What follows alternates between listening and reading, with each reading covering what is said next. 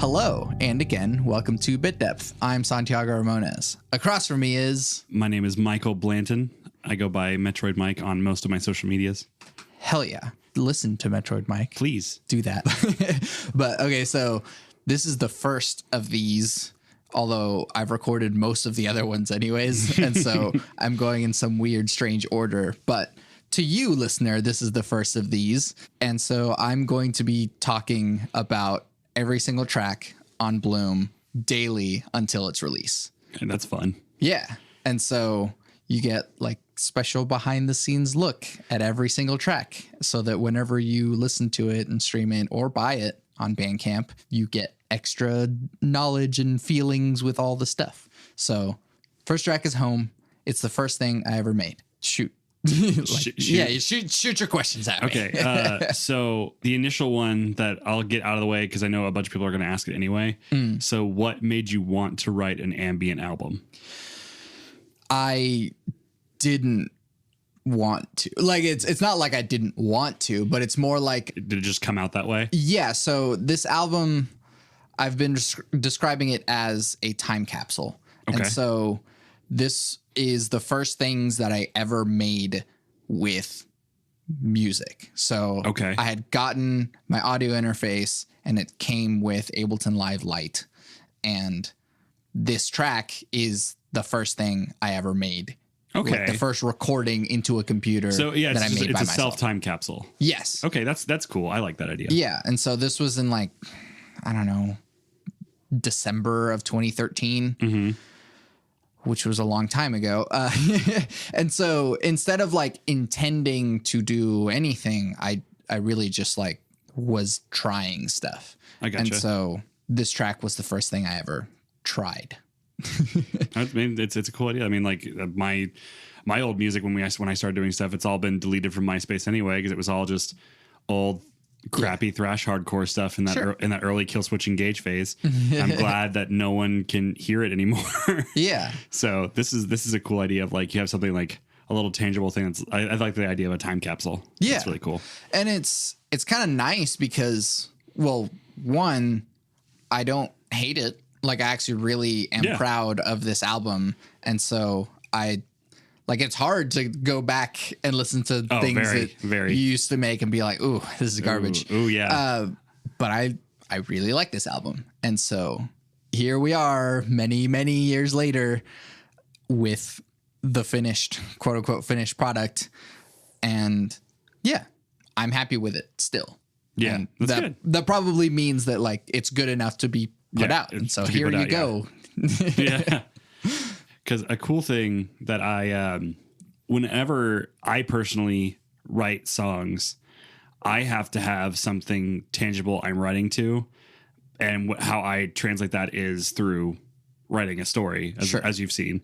So when I hear these kinds of songs, all I have is just imagery in my head. Yeah. So did you have like a specific kind of like thought process, or like did you just like was it really just sit down and you noodled it out, or was it just like, okay, this is like kind of what I'm trying to convey in this song? Because I only have the one so far. Yeah. So it's pretty and I'll get into how my brain processes that one. Yeah. But so this was, I mean, I was just digging through Ableton and just seeing like, what the heck is this? Yeah. I think I had Pro Tools for like a little bit. So complicated. Yeah. And so I would just like open it and just stare at a blank canvas. Yeah. And be like, this is awful. Yeah. And so with Ableton instead, a lot of people say that Ableton is like, oh, it has a steep learning curve. It's like weird and obtuse. But I think those people are used to other DAWs. Have them learn LSDJ. You want to talk about a steep learning curve? But I feel like whenever I opened up Ableton, it was just like, here's your track. You go over to the side where like the folders say audio effects and you just drag that onto the track. Easy peasy. You have an audio effect. And so kind of the first things I did, I had my guitar, I plugged it in. I was like, what are these audio effects? And so, hey, reverb, I know what that is. Yeah. It makes a spacey sound. And so we have some space. You're big on that church reverb. Oh, yeah. Oh, yeah. And then the other one is delay, which like I didn't really know what delay was, but I figured it out pretty quickly. It's like, oh, it's an echo. And so this one's pretty slow because as I eventually kind of gathered with this track, I kind of just wanted a looper, but I didn't know what a looper was. And so I just did a looper with delay. That's clever. Yeah, that's a clever way of doing it. And so I turned the feedback all the way up. And so it would just repeat over and over again. I mean, that's how I did. That's how I learned a lot of how my harmony ideas work, is because I would just pop a delay on and I'd play through one scale, and because I would figure out the timing of the delay and then just play the scale each time, so it would just like hit the same note like just behind it. Yeah, exactly. And so you can actually hear it at the beginning of the track. There's just a tiny little, and that's just for me to hear the tempo of the delay. Clever. Yeah, and so it's still going there, and so then I start with. So then I set the tempo even more, and then I move off of it. And so I already had some like background experience with music theory and scales and stuff. And I was familiar enough with guitar to just be able to like, okay, well, that's kind of the main motif of the thing. But like with the delay, it was like, whoa, here's way more stuff happening. And so, which is funny because there's way more stuff happening, but there's not. No, not really. Super open. Yeah. Because it's literally just guitar. But yeah, and so I didn't necessarily have imagery, but it was more so the tools were dictating what I was doing. I was talking to my friend Mac yesterday, how like sometimes you get like a guitar pedal or something and it's like, oh, this thing just writes songs. Yeah. Like this is a tool that, exactly. Oh, you plug this thing in and I should probably own one. Right. I have one. But it's like there's stuff that like creates ideas for you. And so rather than me being like, you do what I want, I would play with it and then it would be like, oh, cool. It's more cooperative with the tools you have. Exactly. And so once I had the delay and I liked what it sounded like, then I threw things into it. And so I had the scale, and it's funny because with my guitar knowledge now, I play this with the pinky.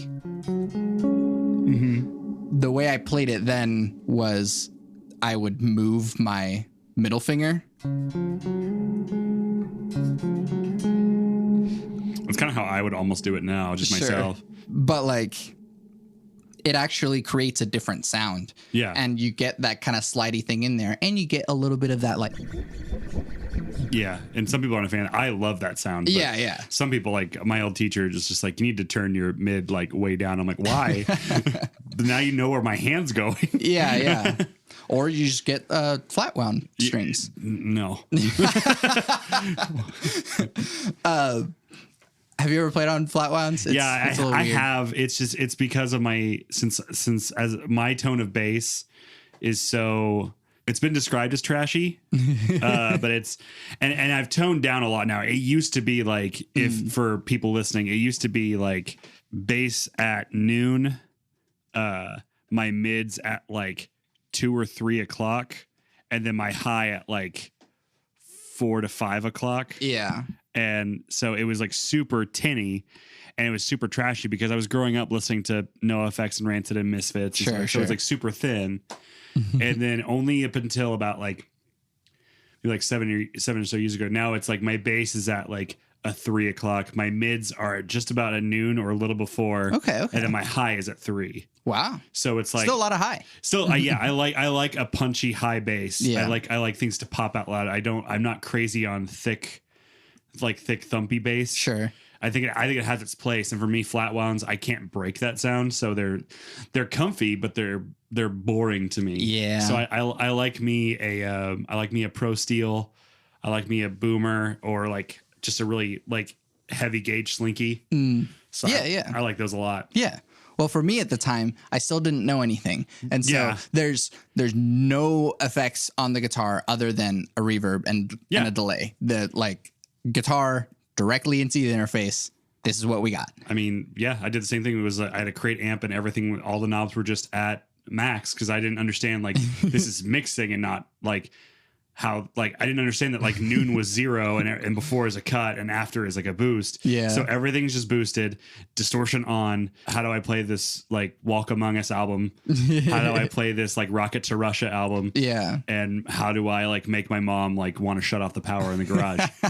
And so like I'm with you on that. It's just like, okay, here's what I know. This button does that and I like that sound. So this is what we're doing. Yeah. Well, I kind of did the opposite, and I just like shut myself in my room, just had my headphones on, and just like, all right, let's just play some guitar sounds. Yeah. And so, I guess going back, like I really just had the chord, and then I just played around with ideas around the delay. I mean, a triad gives you a lot anyway. Yeah, exactly. And having that fourth in there. Yeah. Gives a little bit of tension, but not so much that it's like, yeah. Yeah. So I don't know. I had that foundation and then everything moved on its own.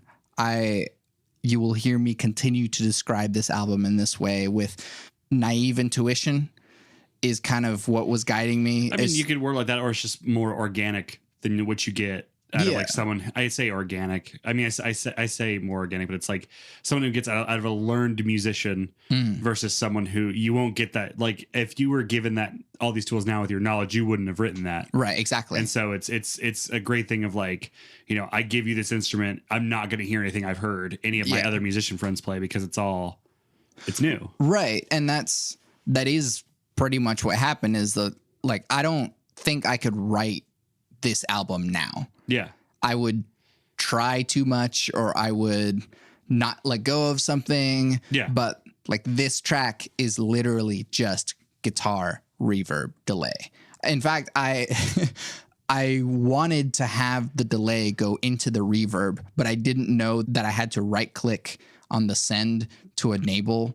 And so the track doesn't actually, like the delay doesn't go into the reverb. The live guitar only goes into the reverb, which actually I like now. Yeah, it sounds good. Because in a way, it's like the guitar that's live, that's playing the new things, is what's given the space. And then everything else is kind of behind it. Yeah. So it's because we were talking about imagery before. So like for me, when I hear this song, and I think it's most ambient tracks do this to me anyway. Maybe just because of how my brain goes with how I write things and my interest of things.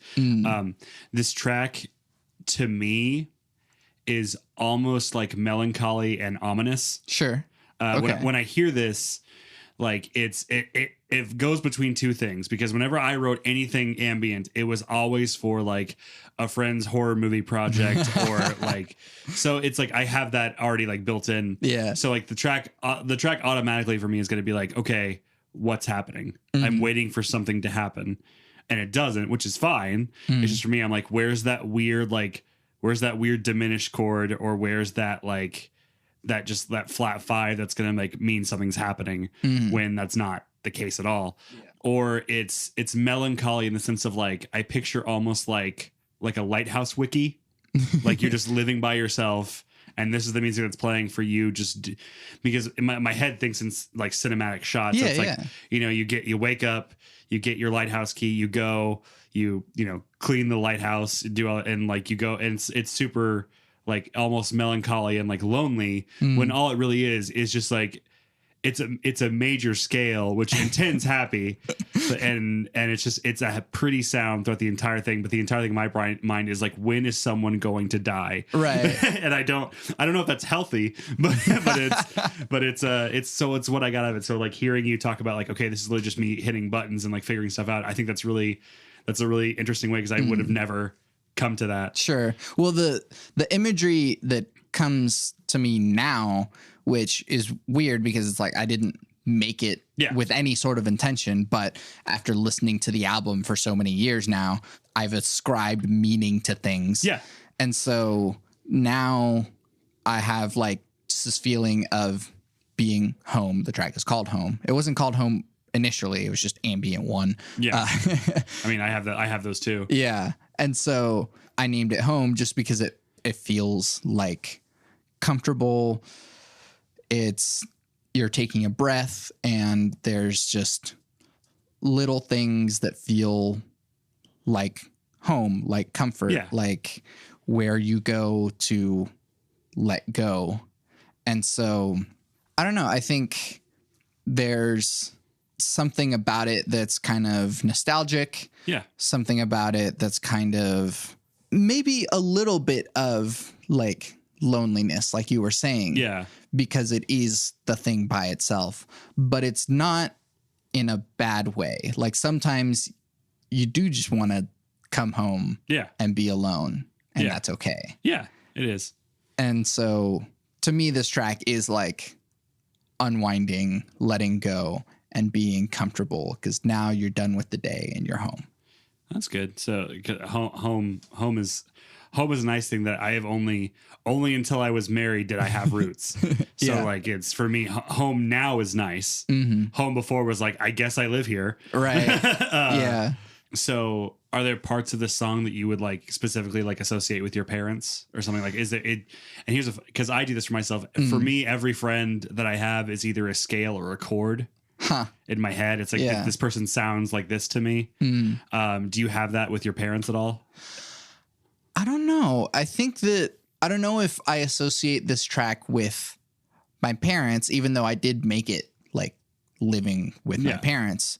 But in a weird way, it more is associated with like my room. I gotcha. And so your room itself, which is just like home and then a part of home. So like even smaller, which I guess is even lonelier. Mm-hmm. But like, I think that this kind of is away from parents as well. And so I gotcha. I don't know, because parents do put like pressure on you, especially whenever you're like in school, or I was in college at the time, but still, it's still like pressure. But I don't know. There are other tracks. There's actually one other track that does feel like family as well. But I don't know. I feel like this one is just like the self inwards. Okay. Yeah. Okay. That's cool. So I know what you're about musically now, but so at that time when you were noodling with this, like what were like, a general, like your top 5 albums that you would be having in your room. Cause I know one is going to be what, like In Rainbows or is it Rainbows? Yeah. It's definitely In Rainbows. Yeah. I know that's one of them. That probably would have been, so In Rainbows, number 1. Also, The Devil and God Are Raging Inside Me by Brand New. Okay. You Can Play These Songs with Chords by Death Cab for Cutie. Okay. And probably like the Halo 2 soundtrack. Hey, that's a good soundtrack. Yeah. Which is, I mean, it's funny because I sort of backed my way into ambient music. Yeah. I didn't intend to get here. And so maybe now I would look at it and be like, yeah, this is like some Brian Eno or some Johnny Greenwood, who is the guitarist for Radiohead, but he scores movie soundtracks. Maybe even, I mean, other video game stuff. I was still very into video games then and more so now. And so I think video games informed my knowledge of ambient music. You don't say. But like something else is whenever I showed some of my music to a different friend, he was like, oh, check out just minimalists. And so Steve Reich, Philip Glass, Terry Riley, those sorts of dudes. It's like, oh yeah, that is what I was doing. Yeah, exactly. Which is funny because you described those albums and like I totally can hear that in that song. I can totally hear Death Cab for Cutie in that song. Yeah. I can tell it's like, cause all they have to do is have, cause I'm the vocalist, I forget his name. Ben Gibbard. Okay. All they have to do is have him with some pretty, not so much counter melody, but like some sort of like harmony melody. Yeah. Just like something simple going over that. And it's done. Yeah. It could be a Death Cab song. Yeah. And then just have some like pretty cool rhythmic drums underneath. I mean, maybe. Yeah, maybe. You don't even have to really, but I can hear those. I mean, maybe not so much Brand New, but right. But I can totally hear Death Cab. I can hear Radiohead. I can hear all that stuff in there. That's interesting. Well, good. In a weird way, like I'm flattered that my influences are in there. Yeah. So yeah, they're always there. So like clearly, I'm a video game music guy. Right. But I think those soundtracks don't get the credit that they deserve. Definitely. Because those guys work insanely hard. Mm-hmm. Like even down to like original like Sega Nintendo, like programming music is hard. Yeah. It's so hard. And like I do it basic and it's hard. Yeah. So like those kinds of soundtracks. And just because now I know it doesn't have to do with the song, but now I'm wondering, so give me like your top 5 game soundtracks, because it's something I want to know for my own reasons. Yes. So Transistor, Darren Korb is like number 1. Okay. Number 2 is probably Fez, Disaster Piece. You would like Fez. Fez is so good. And the soundtrack is so good. Because it's that minimalistness, isn't it? Right, yeah, but it's also so mode based. Yes. It's extremely modal. And that's how Disaster Piece writes a lot too. But it's just beyond chiptune. Yeah, like it is chiptune, but it's just beyond it. Yeah, it's a little bit further ahead. Like I don't know. Some people make like fake chiptune, which is like, yeah, we're using the tools of chiptune music and the sounds of it, but there's stuff in here that you couldn't make with a Game Boy or NES sound card. Yeah. What else? I mean, probably still the Halo 2. It's so good. Soundtrack. It's so good. Is that the one that had Breaking Benjamin? Yes. Yeah. And just randomly in the middle of it, just blow me away. Just started. I remember playing that and being so like, what is happening?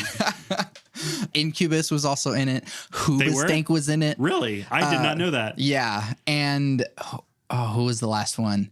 Steve Vai played on it. Really? I mean, I could totally see that, but like, I only knew of Breaking Benjamin. Yeah. So and I need to go back and listen to it then. And insane, Nile Rodgers produced it. Really? Yeah. They had money, I guess. I mean, the Halo 1 made them like a good amount of money. So Halo 2 was like a huge thing. Yeah. Nile Rodgers produced, and they put out like two albums because it was like a double album. Yeah. Because there's so much music in video games, but Nile Rodgers produced both of them. Really? Which is just, I think he also produced the Halo 3 OST as well. So it's like he's just in there. It's hard to top Halo 3. Right. It's hard to top. I can't even call it a score because it's also sound design, but the soundtrack for Inside by Playdead, I'm influenced by a lot of indie games anyways. I mean, that's fine. Yeah. I'm trying to think if I know that, because I don't know if I know that one. So that one is like it's both score and sound design at the same time. Okay. They're not separate because there's like points in the game that are like kind of rhythmic and sounds that are happening in it that are musical. But then there's like, I don't know, they're inseparable. Sound design and soundtrack are inseparable in that game. And that is... And what game is that? Inside. I'm going to need to look that up, because that sounds like up my alley. But it is... Oh, of course, Portal 2. Yeah. That's a good one. That's a really good one. Mike Muraski does, and he doesn't get enough credit because the Portal 2 soundtrack is under Aperture Science Psychoacoustics Laboratory. Yeah. And so Mike Muraski doesn't get that credit. Yeah. But he should, because he did so well on that soundtrack. I think Inside is a masterclass in like embedding sound design with score. I think Portal 2 is just a masterclass in video game music at all. It's embedded in the game in complex ways, in simple ways, and how like you get close to a thing and the music comes up, or you do one thing in the game and like a little musical thing plays, and it's just so perfect how it is in Portal 2. But yeah, I think that was 5. I mean, that's fine. I can hash music soundtracks all day. Right. Because I guess if I really had to pick my own, and some of these will come through like a lot, I think, is a big one for me was And even though I didn't know it at the time, because it actually originally turned me off to JRPGs for a long time because of my own dyslexia. I couldn't read what was happening in the game. So I was like, this game sucks. This isn't Mario. Was Final Fantasy VII. Taught me a lot of motif. Yeah.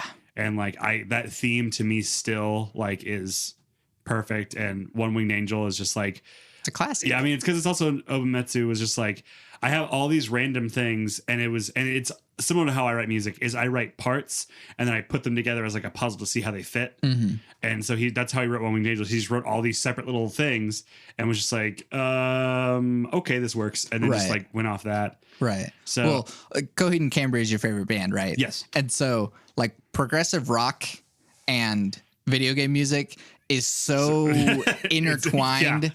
Again, the Halo 2 soundtrack is just a prog rock album with some orchestra stuff in it. Yeah, which is great. And I guess it's also Donkey Kong Country 2 because I forget that guy's name too. I'm awful at names of composers and I should learn them because I should be able to say them as I can. Was that Grant Kirkhope or was that before him? That was before him because he came out on 64. Okay.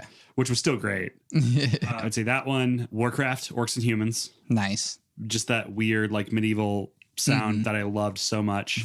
For the ambient stuff, which is something I think you would dig it too. The original theme wasn't, but on the Game Boy Advance game of Klonoa. Okay. There's a few ambient tracks and I'm like Santiago would love this. And then the main thing is totally like something I would have loved growing up because it's super like pop punk. Yeah. And then Silent Hill is a huge influence idea for me because it's just like how can I get these, because a big thing for me is just music has to be thematic and I guess that's why I gravitated towards Coheed so much when I finally like listened to him because I didn't get into them until college, right only because I became best friends with John and that's his favorite band. He's like, hey, you want to like sit down and like listen to this album and read this book first. Right. I was like, oh okay. And so I read through his book and then we sat down and we listened to Good Apollo and I was like, oh no. Yeah, exactly. I totally get this now. And so now that I went and bought the books and like read through everything and then I was hooked. Yeah. Because I grew up listening to, I already mentioned them multiple times, but like things like Ramones and Misfits and stuff like that. So it was like, for me, it's like, this song's called Teenage Lobotomy. Why? Because I was stuck in a mental home and I wanted them to give me lobotomy so I could fucking leave. And like that. So I was used to that. And now here's this whole like lore and backstory, which then became my whole thing. Right. And so back to the track. So I know you like it now, but, and this may be asking too much. If you were to write that song now, like that scale, how would you, if you can like maybe like do a snippet on the guitar? Yeah. How would you go about that scale now? I wouldn't add a whole lot more. But actually earlier I was kind of noodling with it and just throwing different ideas on it. Something else I would do is I would have the delay go into the reverb. But I don't know. I'd still debate about that. But I think the main motif is still that. So...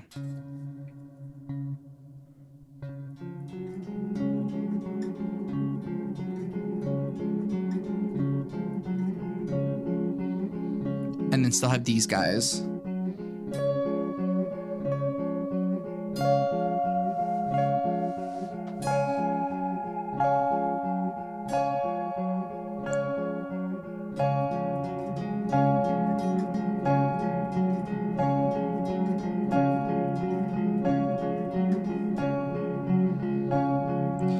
And there's still this guy in there.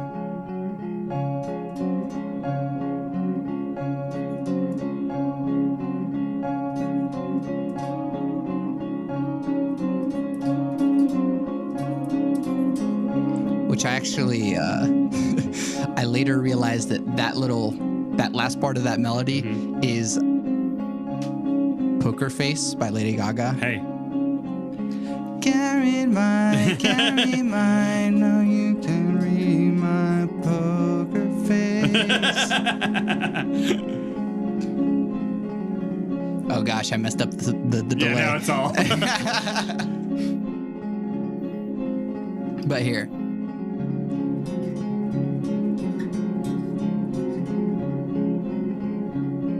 There it is. So I would probably do something like in this middle area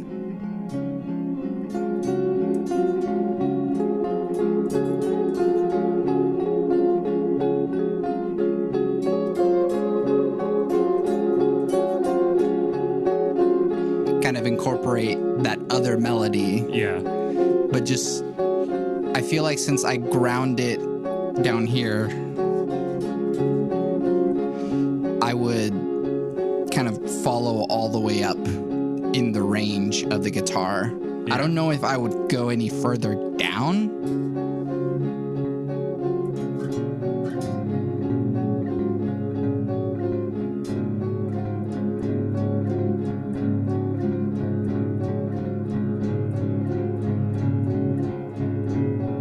Just because I can't have the root note at the bottom. I gotcha.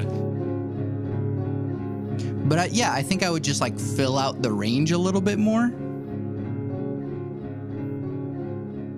But yeah, I don't think it needs a whole lot more. Even no, it doesn't. I could do a bass, but it doesn't need it. Wow. I could do drums, but it doesn't need it. It could have a synth. It doesn't need it.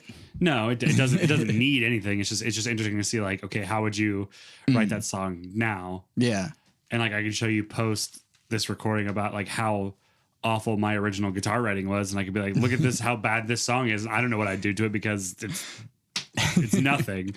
Yeah, but like I think even still, my roots that come from this still bleed into the stuff that I'm doing now. And so it's like, here's a simple major scale. It doesn't need a whole lot. It doesn't need a whole lot of tension. I don't need to like make this suddenly like a 7 flat 9 chord or do some sort of extensions. I mean, you never ever need to do that, but it's fun, but you never ever need to. No, I mean, there's a piece that I wrote recently that I went ham with chord extensions, just like how many more in here can I cram in? And that's a fun thing otherwise, but at some point, once you add more extensions, it starts getting muddy and it starts getting a little too tense. And this song isn't meant to be tense. It's meant to be home. I mean, that's, you get the message across. Yeah. It totally fits that. I'm the one who makes it creepy in my own mind. I'm the one who makes it like something's bad's about to happen. Yeah.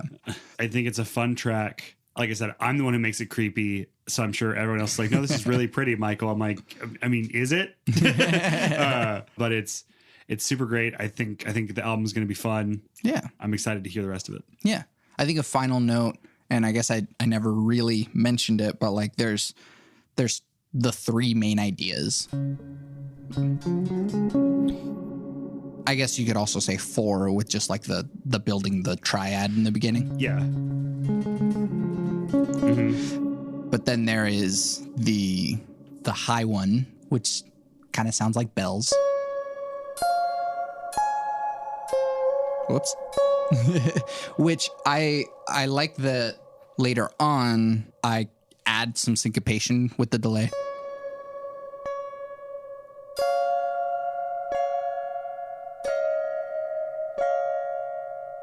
And then here's syncopation.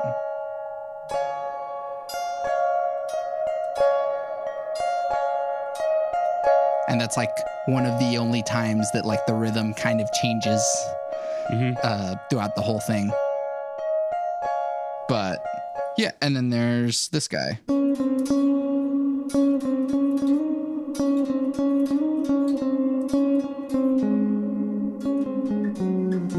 And then it becomes Poker Face, but yeah. I mean, I've done it. I've written 2 Green Day songs, a 3 Inches of Blood song, and like I think I wrote Journey one time. Right. So it mathematically you can only write so much. Right. But those are really the only things in the track, which is like it goes to show, and I think this whole album goes to show that like you don't need to get too dense with stuff if the track doesn't need it.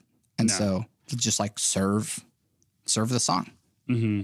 That's something I have to constantly remind myself too, because John and I both do that. Like, I mean, like we did with Goblin March was like there's a random Primus breakdown for like no reason where we're both doing slap bass and slap guitar at the same time. We have a Game Boy going. We have Julian doing whatever on drums. There's like so many things happening at once. So it's like eventually we made it work, but like it's like serving the song I think is like a important thing that a lot of songwriters tend to forget is like, yeah, I'm writing this song and I'm trying to convey this thing. Yeah. But like, at what point am I doing too much, or because demo love's always a thing too, but like that's a whole other conversation. Right. But yeah, like the idea of like take something away. I guess it's that Coco Chanel saying, before you leave the house, take off one accessory because you don't need it. Yeah. So it's like that kind of like walk away from that track with that idea. It's like, okay, this track is good. This track is pretty. It's three things. And because that's I mean, pop music does that too. Yeah. But they do it to where it's maddening. Right. But it's you know, this is more of like, it's a fun experiment of, you know, here is the bare minimum and what do I get out of it? And I think the idea of like a fun time capsules, I totally hear that. This totally sounds like, you know, inside kid suburbs, like experimenting with stuff in his room by himself. Also creepy lighthouse caretaker that will be attacked by a giant moth or something. I don't know. That would be a really good thing. So that's oh, that's where I got it. That's another indie game. I saw it like a little while ago. That's why I thought of that. I think it's called No One Lives Under the Lighthouse. Oh, it's like someone did a horror game in the style of like PS1. Oh, okay. You should look. I was thinking of To the Moon that has a lighthouse in it, but yeah. And I think one last thing is that I decided to just have it fade out with just like letting the delay run out. I mean, it's already playing the song for you, right? And so anything you add to that delay is just going to continue the song, right? And so rather than like a faster fade out, I guess I had just like let it play out, and that's okay. So yeah. Plug your stuff. You had mentioned all these other projects that you're doing. Oh yeah. So it's like, So you can follow me because my Twitter handle had to change because I was originally banned from Twitter for something else, which wasn't my fault. Robots of Twitter. I'm at Metroyd Myk Music on Twitter. I'm at Metroyd Myk on Instagram. I have a Metroid Myk Facebook page. The Facebook page now has a lot less activity on it because I don't pay Facebook. Right. Because I refuse to pay them. Yeah. My Twitter's active. My Instagram stories are more active than anything else because I can just make music joke posts on my stories that are gone. Yeah. But you can find me on there. We're still working on that album after 4 years of working on it because it's been a huge undertaking that we have a lot of plans for. And I know I talked about like, you know, serving the song and like not doing too much, but I'm doing so much outside of the album. Yeah. That it has to be this whole other parade of content. You got to do that nowadays. Yeah. Like we talked about the last time I was on your podcast was like, it can't just be an album anymore. The album has to be the book. It has to be the show. It has to be the merch. It's the whole, and mine had to be the comedy-based stage play based on a podcast and a D&D game that I love so much. You can follow me on all those. Metroyd Myk with Y's. METROYD space MYK because I don't own those rights. Yes. And if I ever get my cease and desist, I'll frame it. But you follow me on those. I'm on Bandcamp. I'm on Spotify. I'm on all those things. Find me on there. You can bother me on those things. I'll reply to you. I'll tell you what I think. And most of the time it's not going to be a serious reply. So sweet. Yeah. Thank you so much for doing this with me. No problem. This has been great. And now here's Home in its entirety.